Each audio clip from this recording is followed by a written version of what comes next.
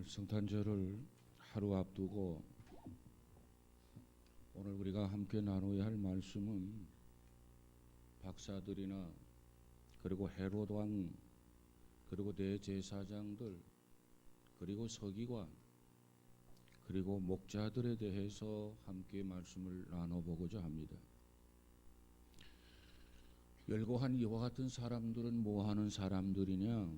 누구보다도 예수님의 탄생을 먼저 알았던 그런 사람들입니다. 먼저 동방박사들을 보면은 천체의 변화를 연구하던 일이었습니다. 그들은 별의 인도함을 받아서 인류의 구세주로 오신 예수님의 탄생을 알고 축하했던 그런 동방박사들이었습니다. 그리고 헤롯 왕은 예수님이 탄생할 때마다 예수님이 탄생할 그 당시에 특별히 유대 나라를 통치하던 그런 로마의 분봉 왕이었습니다. 그리고 대제사장은 당시 성전에서 백성들을 대신해서 하나님 앞에 제사를 지냈던 제사장의 대표자였습니다. 그리고 서기관은 모든 문서를 정확한 관리로서 유대교에 있어서 모세 율법에 정통한 그와 같은 학자들이었습니다. 그리고 목자들은 밤을 새워서 유대 광야에서 양을 치던 그러한 목동들이었습니다. 그리고 예수님의 탄생을 목격했던 한 사람이 있었는데 그가 누구냐? 특별히 그 사람은 베들레헴의 여관 주인이었습니다. 물론 예수님의 아버지 요셉과 어머니 마리아가 있습니다. 이와 같은 사람들을 놓고 볼 때 우리는 이와 같은 사람들을 통해서 두 가지 부류로 나누어 볼 수가 있습니다. 첫째는 예수를 만나기는 만났지만 구주로 영접하지 못한 사람이 있다고 하는 것과 그리고 예수님을 구주로 영접하고 천사의 지시에 순종을 해서 그의 탄생을 축하했던 무리들, 이렇게 두 부류로 나누어 볼 수 있습니다. 먼저 예수님을 만날 수 있었지만은 구주로 영접하지 못해서 구원을 받지 못한 사람들을 이 시간 한번 생각해 보고자 합니다. 첫 번째로 헤롯 왕이라는 사람이 있습니다. 이 헤롯은 예수님이 탄생할 당시에 유대를 지배하고 있었던 분봉 왕이었습니다. 분봉 왕이라고 하는 것은 로마 황제가 임명하는 왕이라는 것입니다. 그렇기 때문에 그는 로마 황제의 명령에 절대 복종을 하고 통치해야만 하는 그런 왕이었습니다. 헤롯이라고 하는 사람은 지략과 용기가 있는 그러한 사람이었습니다. 그는 유대인들의 관심을 갖기 위해서 성전을 건축하는데 수축하는데 처음에는 그저 단순한 수리로 시작을 하게 됩니다. 그런데 오랫동안 수리하다 보니까는 그 모양이 이전 모양과 확연하게 달라졌더라는 겁니다. 그래서 예루살렘의 성전을 뭐라고 하느냐? 제3의 성전이다, 혹은 헤롯 성전이라 이렇게 부르게 됩니다. 뿐만 아니라 헤롯은 가정생활이 극히 문란했던 사람이었습니다. 그의 아비를 닮았던 그의 자손들도 방종한 생활을 했습니다. 오늘 본문에 보니까 그가 분봉 왕으로 있을 때 예수님의 출생을 알려주는 동방 박사들이 예루살렘으로 찾아오게 됩니다. 어느 날 이 동방 박사들로부터 예루살렘까지 찾아와서 헤롯 왕이 어디에 있느냐? 헤롯 왕을 향해서 말하기를 이 유대인의 왕으로 나신 예수 그리스도가 어디에 계십니까? 이렇게 동방 박사들이 헤롯 왕에게 물었다라고 하는 것입니다. 이때 헤롯 왕은 깜짝 놀랐습니다. 아니 유대인의 왕은 바로 내가 유대인의 왕인데, 아니 유대인의 왕으로 또 탄생을 했다니 그게 도대체 무슨 소린가? 그는 새로운 왕이 만약에 탄생을 했다면 그것은 바로 자기 자신의 정치적인 적이라고 생각을 했습니다. 본래 이 왕위는 세습제도입니다. 아버지가 왕이면 아들도 왕이 되는 것입니다. 지금 헤롯의 위치를 보면 로마가 임명했던 그런 분봉왕이지만 저가 정치를 잘하게 되면 세습제도가 가능한 것이 당시 상황이었던 것입니다. 그런데 다른 가정이 아니고 또 자기 가정도 아니고, 아니 그렇다면 어느 가정에 유대인의 왕으로 탄생했다는 말인가? 헤롯은 그 소식을 듣고 놀라지 아니할 수 없었습니다. 그러면서 헤롯은 마음에 다짐을 하게 됩니다. 그렇다면 그는 나의 정치적인 적이다. 그렇다고 한다면 그를 반드시 죽여야 되겠다. 그래야 내가 내 아들에게 이 왕위를 세습할 수 있지 않겠는가? 이런 판단과 이런 결심을 하게 됩니다. 그러기 위해서는 그가 태어난 곳을 알아야 합니다. 그래서 대제사장을 불렀습니다. 그리고 서기관을 불렀습니다. 그리고 그리스도가 태어난 곳을 자세하게 그들에게 물었다라고 하는 것입니다.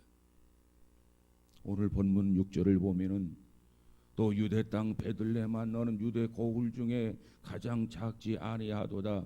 내게서 한 다스리는 자가 나와서 내 백성 이스라엘의 목자가 되리라. 이 말씀을 통해서 베들레헴이라고 하는 작은 고을에 그리스도가 탄생할 것이라고 하는 예언을 알게 되었습니다.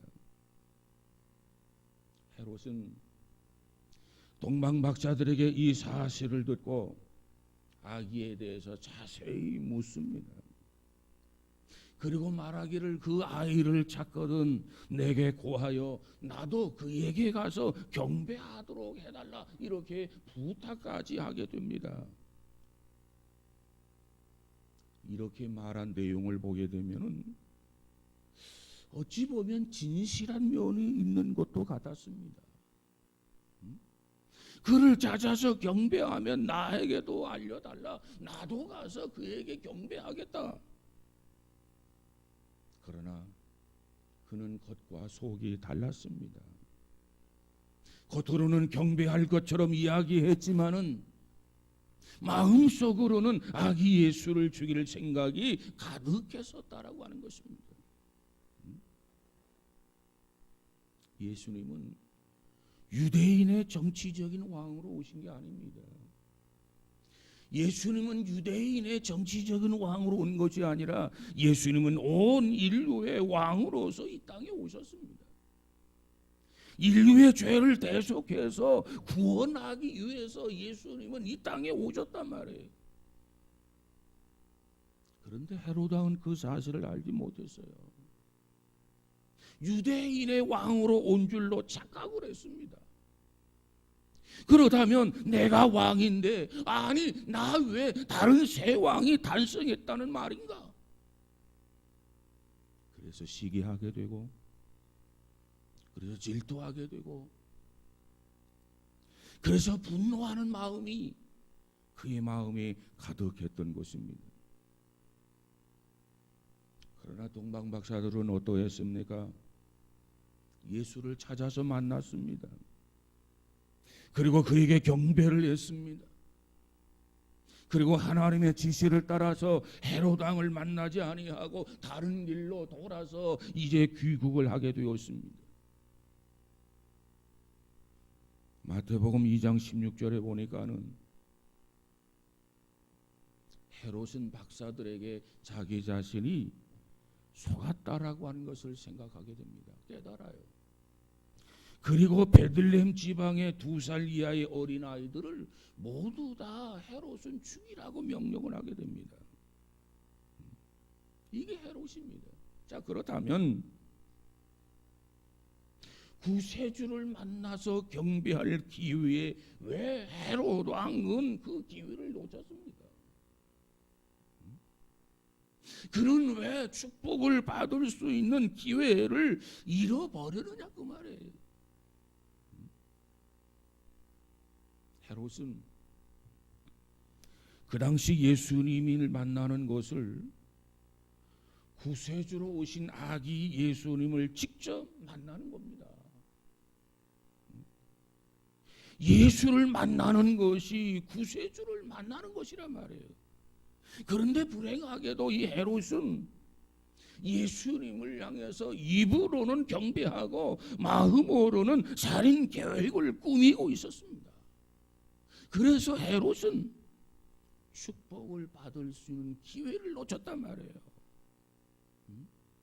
왜 그 기회를 놓쳤습니까? 그것은 그가 가지고 있는 권력 때문이었습니다. 권력. 이 헤롯은 철저하게 권력의 노예가 되어 있었습니다. 여러분, 문제라고 하는 것은 항상 내가 문제입니다. 나 자신이 문제예요. 내가 최고라고 생각하는 교만, 내가 최고라고 생각하는 자만, 이것이 항상 문제예요. 이 헤롯이라고 하는 사람은 자기 자신이 가지고 있는 그 권력, 이 유대인의 분봉왕이라고 하는 이 권력을 가지기 위해서, 이 권력을 유지하기 위해서 죄 없는 수많은 아기들을 잡아 죽였습니다.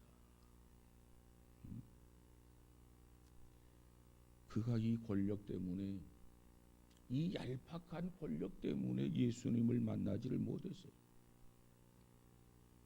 오늘날도 마찬가지입니다.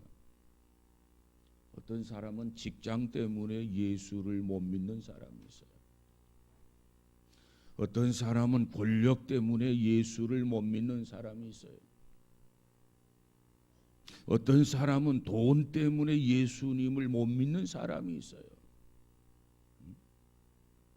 세상의 지위 때문에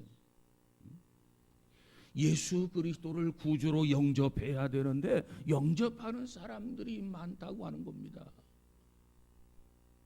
그렇다면 나는 어떠한 사람인가? 오늘 우리는 성탄절을 앞두고 나 자신은 어떠한 사람인가를 한번 되짚어 보아야 되겠다는 겁니다.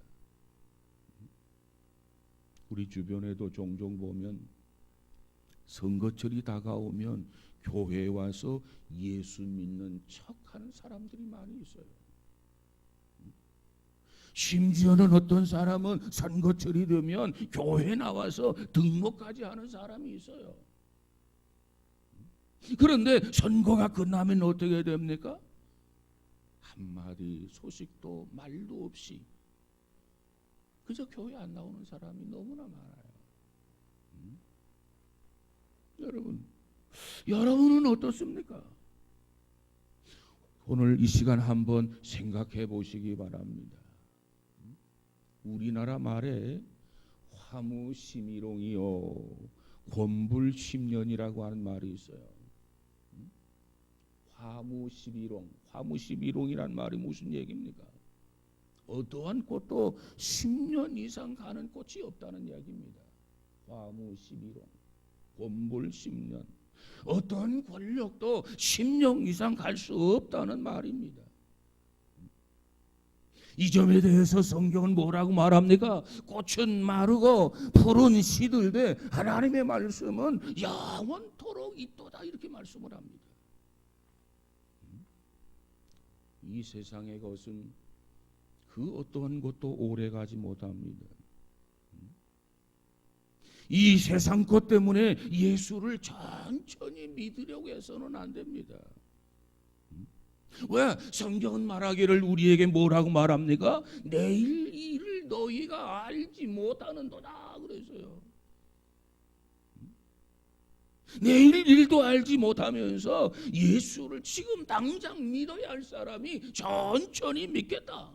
돈도 좀 벌고 출세도 좀 하고 성공도 좀 하고, 그래서 미루는 사람이 있어요. 우리 주변에 이와 같은 것들 때문에 헤롯처럼 주님을 영접하지 못하고 경배하지 못하는 사람이 있다 그 말이에요. 사랑하는 여러분, 우리는 그와 같은 사람에게 이번 성탄절을 통해서 바른 예수를 전하고 구세주를 전해서 저들로 하여금 그리스도를 영접하고 고백할 수 있도록 전도하는 기회가 되어야 될 줄로 믿습니다.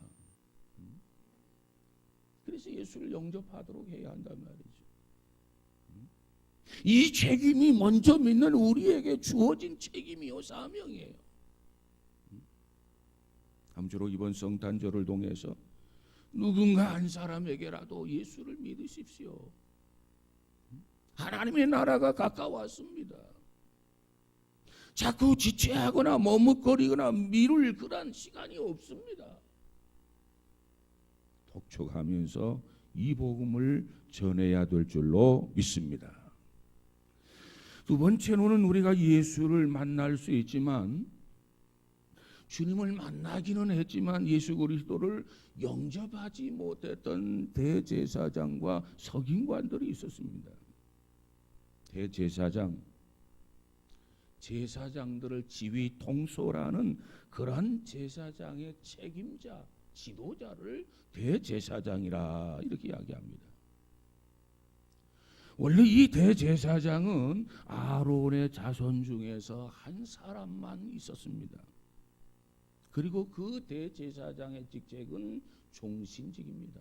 한번 대제사장이 되면 죽을 때까지 그가 대제사장이 되는 거죠.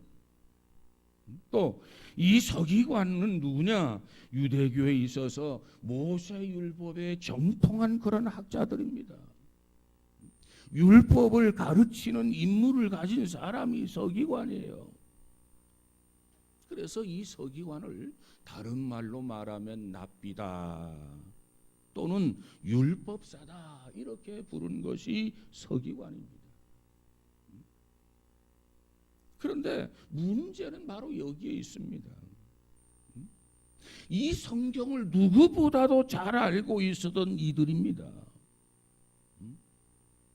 몰라서 예수 그리스도를 영접한 것이 아니라 이들은 알면서도 예수에게 경배하지 못한 자들입니다. 오늘 본문에서도 보니까는 헤롯이 대제사장과 서기관들에게 그리스도가 나실 장소가 어디냐 물었습니다. 그랬더니 그들이 서슴지 않고 미가서 5장 2절의 말씀으로 답을 줍니다. 어디서 탄생하느냐? 유대 마을 작은 고을 베들레헴에서 탄생할 것입니다.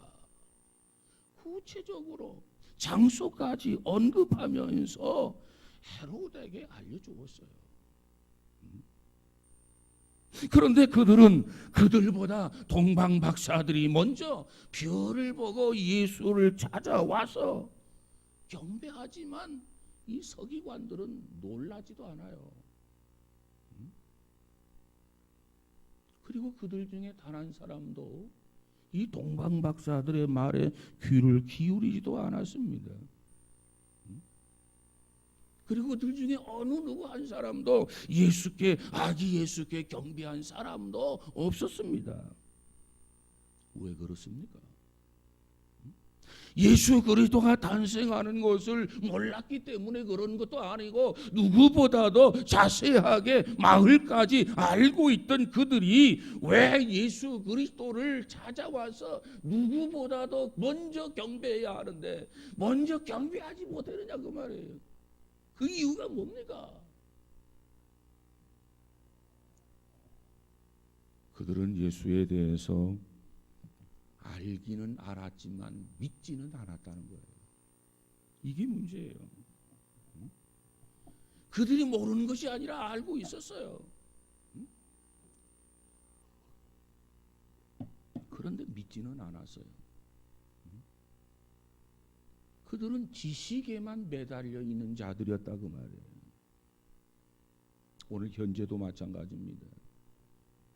간혹 보면은 교회에는 나오지 아니하면서도 미션스쿨 기독교 고등학교를 다닌다든가 또는 기독교 어떤 대학교를 졸업했다든가 이런 사람들 성경에 대해서 잘 압니다. 왜? 학교에서 들었기 때문에. 학점을 따기 위해서 점수를 맞기 위해서 그저 억지로 공부를 해가지고 잘 알고 있단 말이죠. 그런데 실제적으로 보면 믿지는 않아요. 그러니까 그들에게는 구원이라는 것이 없습니다. 여러분 그리스도에 대해서 안다면 그 알고 있는 사실을 믿어야 구원을 얻는 거예요. 믿어야 영생을 얻는 것입니다. 알기만 하고 믿지는 않는 거예요. 누구처럼? 서기관들처럼. 어떤 부인은 간혹 그런 얘기를 합니다. 목사님, 저희 남편은요 교회에는 나오지 않는데 성경은요 저보다도 더 많이 알아요. 자랑스럽게 이야기하는 사람이 있어요. 여러분, 그것이 무슨 의미가 있겠습니까? 그것이 무슨 소용이 있느냐 그 말이에요.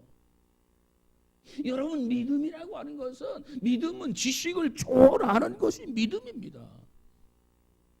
우리가 누구보다도 성경을 많이 알아야지요.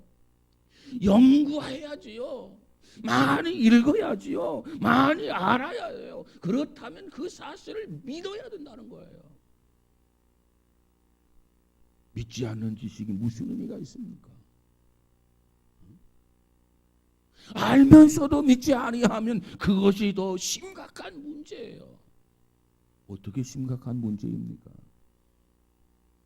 알면서도 믿지 아니하는 자는 바르게 알지 못하기 때문에 그 지식을 가지고 교회를 비방하게 되어 있습니다. 그 얄팍한 지식을 가지고 진리를 핍박하게 되어 있습니다. 그 얄팍한 지식을 가지고 오늘날 신앙인들을 조롱하고 비웃게 되어 있습니다. 믿지 않는 지식은 아무런 의미가 없어요. 오히려 우리에게 해가 됩니다. 여러분, 성경이 무엇입니까? 성경은 하나님의 말씀입니다. 어느 책보다도 많이 읽어야 합니다. 어느 책보다도 많이 공부해야 합니다. 어느 책보다도 많이 묵상해야 합니다. 그리고 믿어야 합니다. 반드시 믿어야 해요. 그래야 구원이 있어요.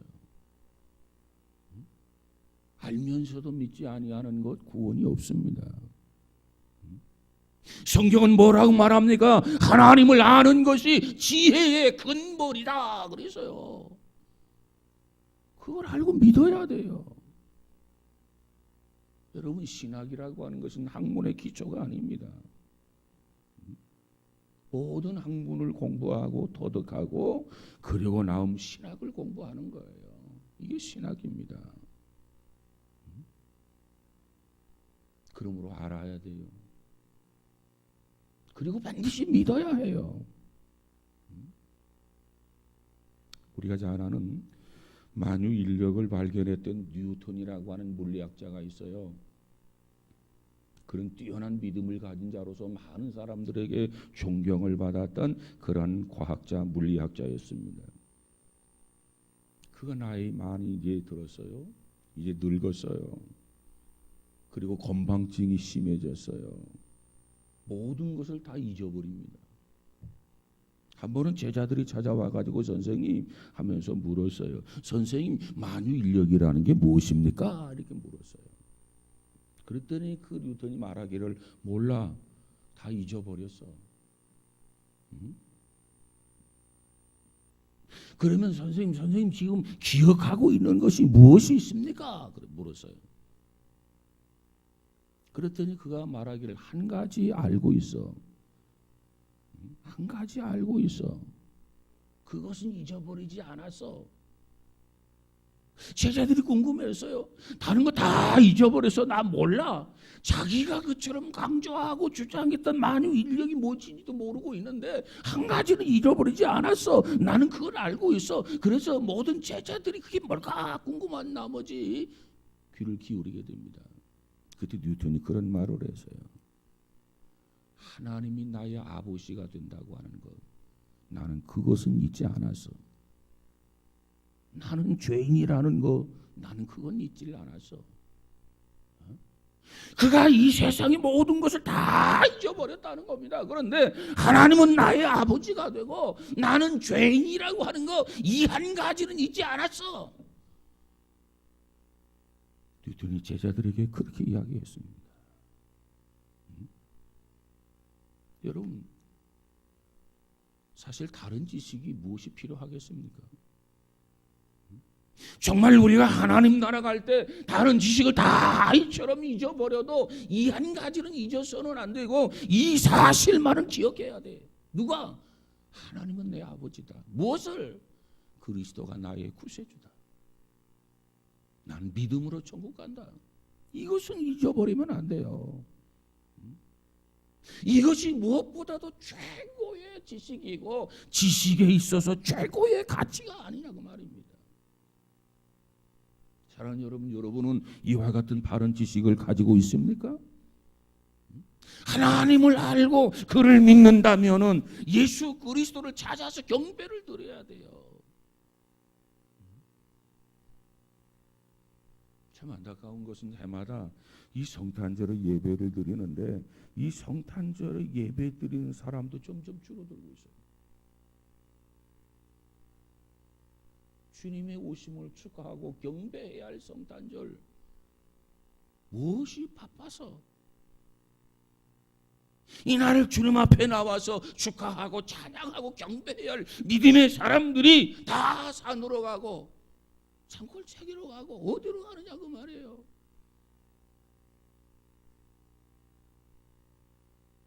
그리스도를 안다면 믿어야 돼요. 그리고 경배해야 돼요. 그러면 주께서 경배를 받아주실 줄로 믿습니다. 세 번째로는 예수 그리스도를 배웠고 예수를 구주로 영접할 수 있는 기회를 잃어버린 또 한 사람이 있어요. 그가 누구냐? 바로 베들레헴 여관의 주인들입니다. 누가복음 2장에 보면 이 사실을 증거하고 있는데, 자, 호정령을 내리게 됩니다. 국가가. 그래서 이제 전부 다 자기 고향으로 돌아가요. 그때 요셉과 그리고 마리아가 호적하러 베들레헴으로 찾아가게 됩니다. 여관의 모든 사람들이 꽉꽉 찼어요. 만원이 되었어요. 여관이 없어요. 그래서 여관을 구했지만 그 여관을 구하지 못한 요셉과 마리아는 결국에는 마구간을 잠깐 빌려서 거기서 해산을 하게 됩니다. 그래서 아기 예수님이 강보에 쌓여서 구유에 누이게 됩니다. 그저 배가 해산할 딸이 되었기 때문에 만삭이 되었어요. 이 마리아의 피곤한 그런 모습을 보고 조금만 관심을 가졌다고 한다면 이 야관 주인은 예수를 경배할 수 있는 기회가 주어졌을 거예요. 그 마리아가 해산할 그 어린아이가 인류의 죄를 대속해 줄 구세주로 알았더라면 얼마나 좋았겠습니까? 만약에 저들이 그가 그리스도요 곧 우리의 구세주인 것을 알았더라면 그 여관의 주인들은 서로가 자기 안팎을 내어주도록 경쟁을 했을 겁니다. 그런데 불행하게도 그들은 영의 눈이 감겨져 있었어요. 마리아가 잉태한 그 어린아이가 구세주인 것을 알지 못했단 말이에요. 그래서 그들은 오직 돈에 사로잡혀 있었습니다. 야, 오늘은 방이 가득 찼다. 오늘은 돈을 얼마나 벌었다. 수익이 얼마다. 돈 계산에 여념이 없었을 것입니다. 저들은 돈 때문에 예수님을 믿을 수 없었습니다. 저들은 돈 때문에 예수를 영접할 기회가 있었는데 놓쳤단 말이에요. 저들은 돈 때문에 예수를 경배하고 찬양할 수 있었는데 그 기회를 상실했어요. 뭐 때문에? 돈 때문에.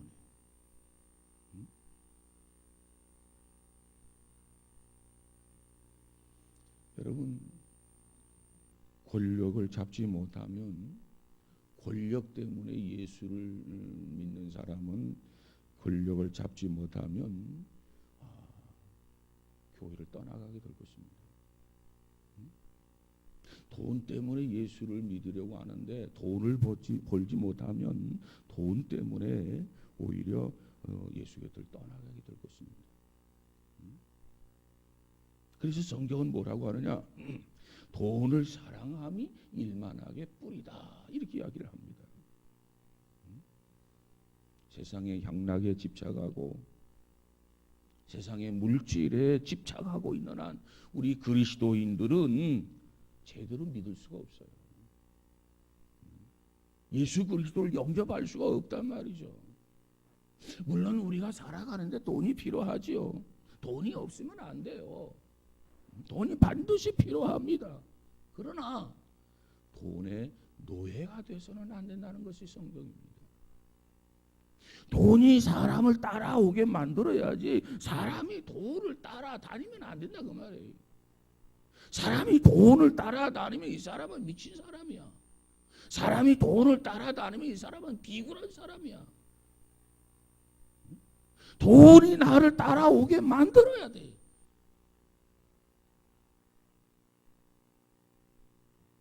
그러기 위해서 우리는 돈을 다스릴 줄 알아야 돼요. 돈을 통제할 줄 알아야 됩니다. 그러기 위해서 바른 경제관이 필요해요. 종종 어떤 사람은요, 생활이 어려울 때는 교회 봉사도 잘했어요. 생활이 어려울 때는 기도 생활도 잘했어요. 생활이 어려울 때는 성수주일도 잘했어요. 조금 살만하니까는 이제는 봉사도 안 하고, 조금 살만하니까 이제는 기도 생활도 안 하고, 조금 살만하니까 주일날도 안 보이고, 그런 사람들이 간혹 있어요. 그런 사람들에게는 돈이 신앙생활에 있어서 장애가 되는 것입니다. 여러분은 어떻습니까? 한번 생각해 보시기 바랍니다. 오늘 많은 국가가 모두 참 선진국을 이렇게 분류해 보면은 기독교국이 대부분이에요. 기독교 국가. 어떤 왕은요, 어떤 대통령은 성경에다 손을 얹고 대통령 취임 서약을 합니다. 누가 그렇습니까? 미국 대통령이 그렇잖아요. 미국의 돈 달러가 있는데 달러 뒷면에 뭐라고 쓰여져 있습니까? 우리는 하나님을 신뢰한다. 그들의 조상 청교도들은 그렇게 믿음을 가지고 살았어요. 그런데 그 사회가 지금은 어떻습니까? 그 사회가 지금도 하나님을 신뢰합니까?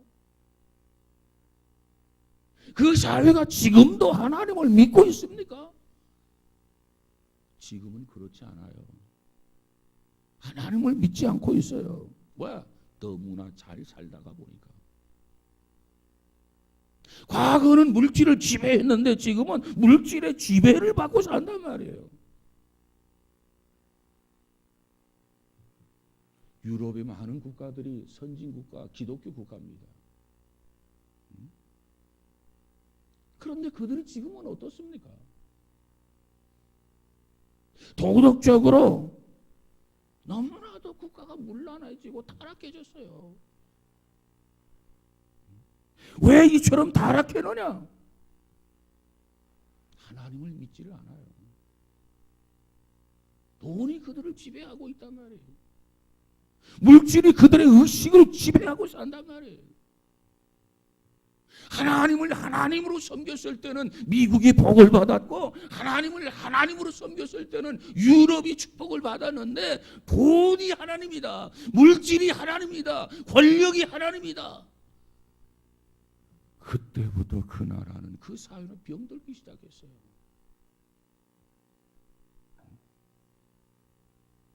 왜? 하나님을 바로 믿지 않았기 때문에 그래요. 여러분, 헤롯은 죄 때문에, 헤롯은 권력 때문에, 또 대제사장과 서기관들은 그릇된 지식 때문에 그들은 하나님 앞에 축복을 받지를 못했어요. 여관 주인 돈 때문에 다 돈으로 보인단 말이에요. 방 하나 내어주지를 못했어요. 인류의 구세주인 왕, 우리의 죄 때문에 이 땅에 오신 왕, 만왕의 왕 예수 그리스도를 위해서 방 한 칸을 내어주지 못했어요. 왜? 그 방 한 칸이 얼만데? 돈의 개념 때문에 그랬단 말이에요. 여러분, 우리 신앙인들은 신앙생활이 우리 삶에 있어서 최고의 가치요, 최고의 우선순위라고 하는 것을 잊어서는 안 돼요. 그렇게 알고 그렇게 믿어야 거기에 구원이 있고 지속적인 하나님의 축복이 있는 줄로 믿습니다. 우리 신앙생활은요, 세상이 가진 모든 것을 초월할 수 있어야 돼요. 그것이 가장 이상적인 신앙이고 건강한 신앙이고 바람직한 신앙이다. 말구유에 예수님께서 오셨습니다. 낮고 천한 곳에 예수님이 오셨습니다. 우리는 그분을 구주와 주님으로 영접할 수 있어야 합니다. 여기에 영생이 있고 여기에 축복이 있는 거예요. 아무쪼록 우리 모두가 이와 같은 은혜, 이와 같은 축복을 받는 이번 성탄절, 메리 크리스마스 이 성탄절이 되어지기를 주의 이름으로 축복합니다. 우리 주변에 주님을 알지 못하는 사람들이 너무도 많아요. 이제는 메리 크리스마스 이 인사조차도 점점점 사라져가고 있어요. 참 안타까워요. 아무쪼록 온 인류를 위해서 이 땅에 오신 예수 그리스도, 그분을 바로 알고 바로 믿고 바로 경배하고 찬양하고 하나님께 영광을 돌릴 수 있는 이번 성탄절이 되어지기를 주님의 이름으로 축원합니다. 기도합시다. 거룩하신 아버지, 감사합니다. 특별히 7년 전에 이 땅에 오신 아기 예수님, 참 말구유에 말씀대로 예언하신 그대로 오셨지만 많은 사람들은 지식적으로는 알고 있었지만 그를 믿지를 않았습니다. 그래서 당연히 알고 있는 그들이 아기 예수님을 찾아와서 경배하고 영광을 돌려야 되는데 그러지를 못했습니다. 참 안타깝습니다. 그들의 신앙은 지식에 머물러 있었습니다. 하나님, 오늘 우리의 신앙이 지식에 머물러 있지 않게 하시고 정말 말씀을 통해서 알고 있는 그 사실을 그대로 믿고 확신을 가지고 살아갈 수 있는 우리 모두가 되도록 축복하여 주옵소서. 예수님께서는 만왕의 왕이시요 만주의 주가 되신다고 하셨는데 이 사실을 통해서 다시 한번 확신을 갖고 아기 예수님께 경배하고 찬양하는 이번 성탄절 되어지게 하옵소서. 성령께서 각인의 마음을 주장하시고 온전케 해주셔서 하나님을 기쁘고 영화롭게 해드리는 주의 백성들 되어지게 하옵소서. 예수님 이름으로 기도하옵나이다. 아멘.